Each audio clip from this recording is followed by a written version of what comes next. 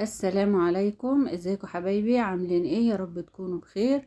بعد احباب الله ما نزلوا الحمد لله وراحوا المدرسه، فقلت بقى اروق على نفسي. فعملت لي بيضه كده في الطاسه، وكان عندنا رقاق فحطيته وحمرته من الجنبين، وكان عندي كريمه وجبنه والاستاذ شاي بلبن. اول حاجه بعملها الصبح كده، بسم الله الرحمن الرحيم، بنشغل الغساله، وساعات بشغلها بالليل برضو. طبعا لازم تيمو يحشر نفسه في كل حاجة، فانا بشغل بيدوس، هو بيلف البكرة البرنامج. انا بشغل الغسالة على برنامجين بس، برنامج اللي هو الغسلة العادية اللي هي بتنظف، وبعمل اللي هو 15 دقيقة. لو مثلا هغسل طرح حاجات خفيفة كده، تخلي بالك بالذات من الغسالة الحاجات اللي انت بتحطيها يعني. وكانت وكنت جايبة فرخة.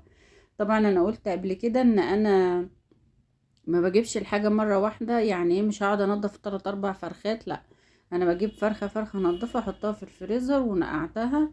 هنا بقى هتعملي كفتة الرز، لكن لازم يبقى من قبلها بيوم بالليل تكوني غاسلة كوباية الرز وتنشفيها كده على فوطة نظيفة، علشان لما تيجي تعملي الرز في الكبة يبقى ناشف معاكي. هنا بقى انا ضربت الرز في الكبة وبصفيه بقى بالمصفى، عشان ما يبقاش فيها حبيبات خشنة تخلي الكفتة تفك منك.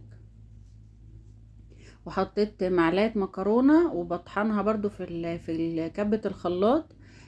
انا عايزه اقول لكم ان معلقه المكرونه دي بتخلي الكفته عامله زي الاستك كده، ما بتفكش منك ابدا. هنا بقى بعد خلاص ما طحنت المكرونه، هنجيب بقى طبعا انا وريتكم ازاي بقطع الفراخ، بس لازم تكون فرخه كبيره مش صغيره. قبل كده انا قلت في فيديو قبل كده ازاي بقطع الفراخ، فدي بقى الحته اللي هي من عند الصدر. مسكتها بقى قطعتها زي ما انتوا شايفين بالشكل ده كده، مكعبات صغيرة، وعملتها برضو في كبة الخلاط.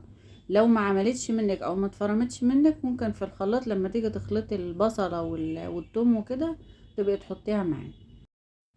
هنا بقى باخدها بقى مكعب مكعب كده واحطها في كبة الخلاط، واحدة واحدة كده يعني، وهي الحمد لله خلطت معايا يعني. لو هي بقى زي ما قلت لكم، لو ما خلطتش معاكي بتحطها في الخلاط. ماشي، خلصت انا بقى الكميه كلها وما اطولش عليكم. قولي طولي يا بنتي يا منى براحتك. هنا بقى هجيب الخلاط واحط فيه بصله و4 فصوص من الثوم او 5، لو يعني توم كبير حطي 4، لو مش كبير حطي 6. وحزمة بقدونس وكزبرة وشبت الورق فقط، ما بنحطش العيدان. وبعد كده بحط فنجان مية عشان طبعا الخلاط يشتغل. ولو ما اشتغلش منك بفنجان المية حط كمان واحد، وعادي احنا كده كده في الاخر بنصفيه.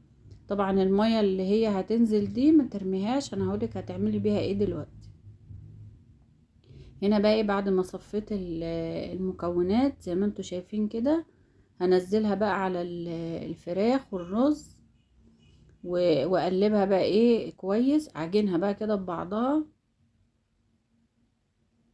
قبل ما اقلبها احط لها معلقه ملح وبهارات، بهارات فراخ وفلفل اسود وبتاع ده وكزبره وجنزبيل، ومعلقه بيكنج باودر. بيكنج باودر هو دوت اللي مش هيخلي اللحمه تفك منك، وبيخليها برضو قصدي مش هيخليها تكش. اللي مش بيخليها تفك اللي هي معلقه المكرونه، لكن البيكنج باودر مش بيخليها تكش. هنا بقى هصبع بقى الكفتة في المية بقى اللي احنا صفيناها دي، بصبع بقى بيها الكفتة بتاعتنا بالشكل ده. هو ده وريتكم تاني صبع كمان. بعد بقى ما اخلص الكمية كلها، بصي على طول في الزيت، ولا سبتها ارتاحت ولا اي حاجة. بص انا عملت كله ورا بعضه، ولا حطيتها في التلاجة والله ولا اي حاجة. بصوا بالشكل ده كده. بعد ما خلصت قليتها في الزيت على طول، وبعدين بقى هعمل الصلصة بتاعتها. انا بعمل الصلصة بتاعتها بالثوم. هي بتبقى بالثوم طعمها حلو، لو انت بتحبيها بالبصل as you like براحتك، لكن هي بالثوم بيبقى طعمها حلو. هنا بقى هنعمل الرز. عملت انا بقى حطيت الشعرية وبس بقى لغاية ما تتحمر، وحطيت الرز والملح والمية. عشان تخلي بقى الرز بالشعرية بتاعك طعمه حلو وليه طعم مميز. حطيله ورقتين لوري. بصوا بيخلي الرز في حتة تانية خالص، مش عارفة انا ايه الحتة دي، المهم ان هو بيخلي الرز في الحتة الحلوة دي. وهنا بقى ايه الصلصة بعد ما اتسبكت، انا كنت حطيت لها بطاطستين، لو انت هتحطي معاها بطاطس بتحطيها الاول تاخد غلوة، بس طبعا بعد ما الطماطم تتسبك. وبعدين حطيت الكفتة وسبتها كده تغلي يعني غلوتين 3. وبعدين بقى ايه زي ما انتوا شايفين بالشكل ده. انا عايزه اقول لكم والله طعم، انا اول مره اجربها بالفراخ، طعمها حلو جدا جدا، ان شاء الله هتعجبكم. إيه هنا بقى انا غرفت الرز. بص انا بوريكم إيه انا بقطع بصوا مش بتتقطع بسهوله كده، تحس ان هي ايه. بص هوريها لكم دلوقتي، عامله زي الاستك كده وما بتفكش منك، وطعمها جميل جدا. إيه بص انا بوريها لكم، اما تتكي عليها كده بصي عامله زي الاستك ما بتفكش منك وطعمها تحفه. وكده يبقى الفيديو خلص. ما تنسوش تحطوا له لايك وتشتركوا في القناه لو ما انتوش مشتركين. في امان الله.